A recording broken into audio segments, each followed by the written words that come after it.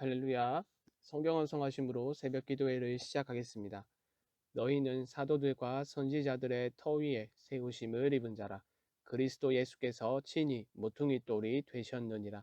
그의 안에서 건물마다 서로 연결하여 주 안에서 성전이 되어가고 너희도 성령 안에서 하나님이 거하실 처소가 되기 위하여 그리스도 예수 안에서 함께 지어져 가느니라. 아멘. 하나님의 말씀은 잠언 10장 18절에서 32절의 말씀입니다.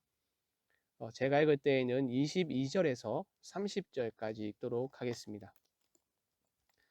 여호와께서 주시는 복은 사람을 부하게 하고 근심을 겸하여 주지 아니하시느니라. 미련한 자는 행악으로 낙을 삼는 것 같이 명철한 자는 지혜로 낙을 삼느니라. 악인에게는 그의 두려워하는 것이 임하거니와 의인은 그 원하는 것이 이루어지느니라. 회오리 바람이 지나가면 악인은 없어져도 의인은 영원한 기초 같으니라.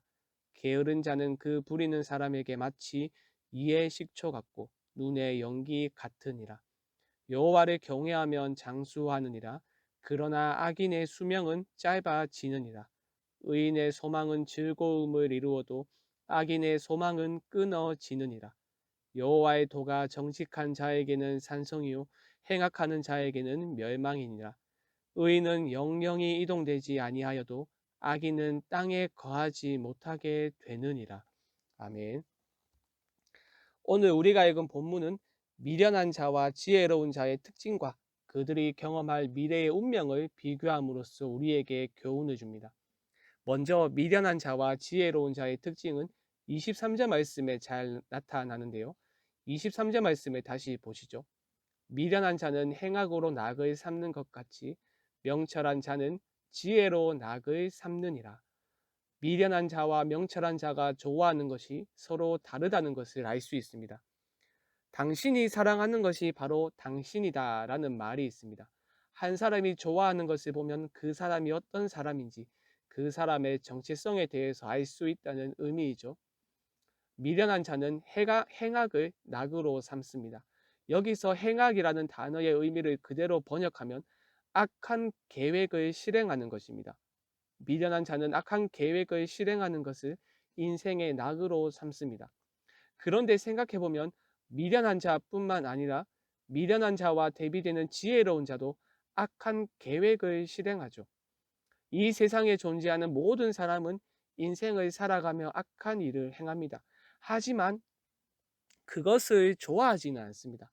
어쩔 수 없는 상황으로 악을 행하거나 실수 혹은 상대방에 대한 보복으로 악을 행할 때가 있지만 행악 자체를 즐거워하지는 않습니다.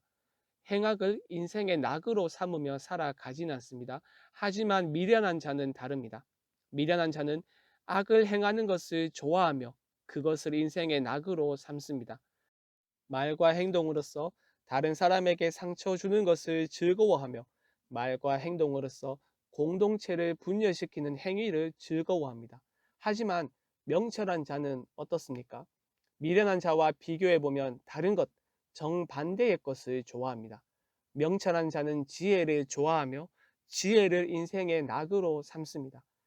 여기서 지혜는 악행과 반대되는 개념으로서 지금까지 잠언 기자가 강조했었던 지혜입니다. 즉 여호와 하나님을 경외하고 섬기며 이웃과 공동체를 섬기는 것을 의미합니다. 이처럼 미련한 자와 명철한 자의 특징이 명확하게 대조되는 것을 볼 수 있는데요. 이러한 대조는 그들이 경험하게 될 미래의 운명에서도 나타납니다.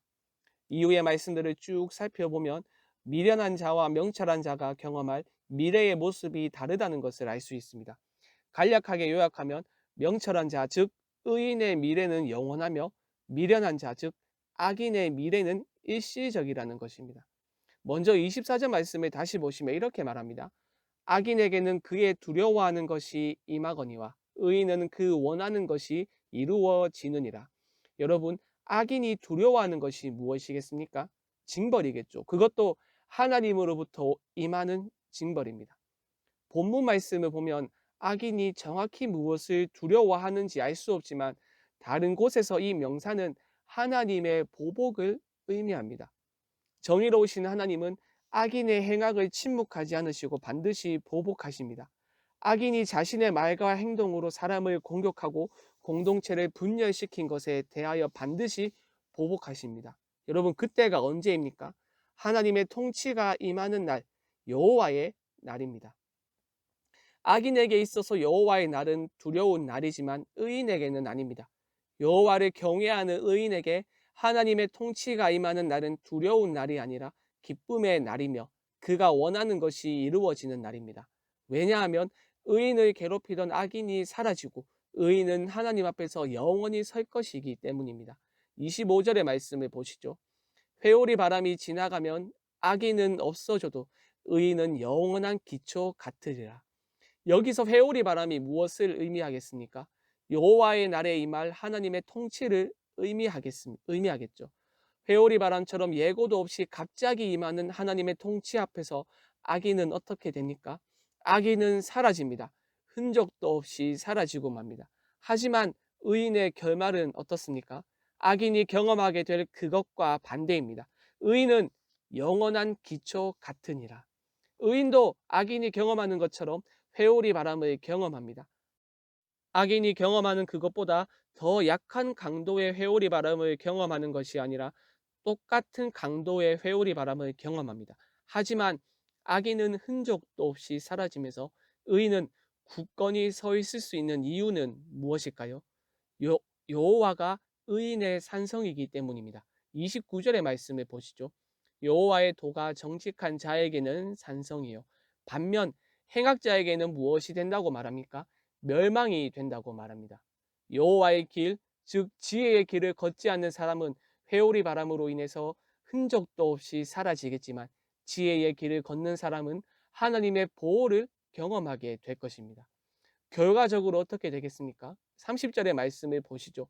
의인은 영영이 이동되지 아니하여도 악인은 땅에 거하지 못하게 되느니라. 사실 잠언 기자는 2장 21절과 22절 말씀에서 이 사실을 언급했습니다. 2장 21절과 22절 말씀은 이렇게 말합니다. 대저 정직한 자는 땅에 거하며 완전한 자는 땅에 남아 있으리라. 그러나 악인은 땅에서 끊어지겠고 간사한 자는 땅에서 뽑히리라. 사랑하는 여러분, 지혜로운 자와 미련한 자의 이러한 대조가 여러분에게 어떻게 다가오십니까? 악인과 의인이 경험할 미래에 대한 대조는 우리에게 경각심을 주며 우리의 모습을 돌아보게 만들죠.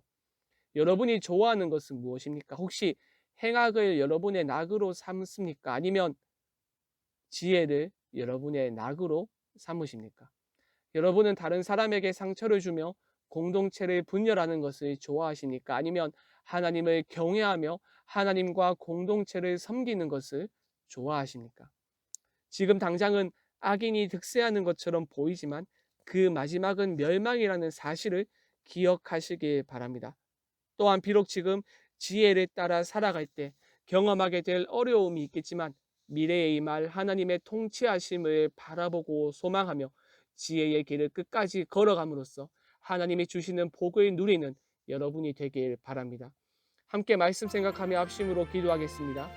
지혜를 인생의 낙으로 삼으며 지혜의 길을 걸어감으로써 하나님이 주시는 복을 경험할 수 있도록 붙들어 주시옵소서. 수요일은 선교와 전도를 위하여 기도하는 날입니다. 캄보디아의 김영진 아는양 선교사님과 인도네시아의 김인성 이성숙 선교사님의 가정을 붙들어 주시고 그들의 사역 가운데 은혜를 부어 주시옵소서. 또한 우리 모두에게 불령의 열정을 회복시켜 주셔서 증인 공동체로 우리 교회를 세워 주시옵소서. 마지막으로 코로나 사태를 속히 종식시켜 주시고 이 일을 통하여 한국 교회가 다시 복음으로 돌아가 복음의 능력을 회복할 수 있도록 붙들어 주시옵소서. 이 외에도 각자의 기도 제목을 가지고 자유롭게 기도하시면 되겠습니다. 주님의 이름을 한번 부르고 자유롭게 기도하겠습니다. 주여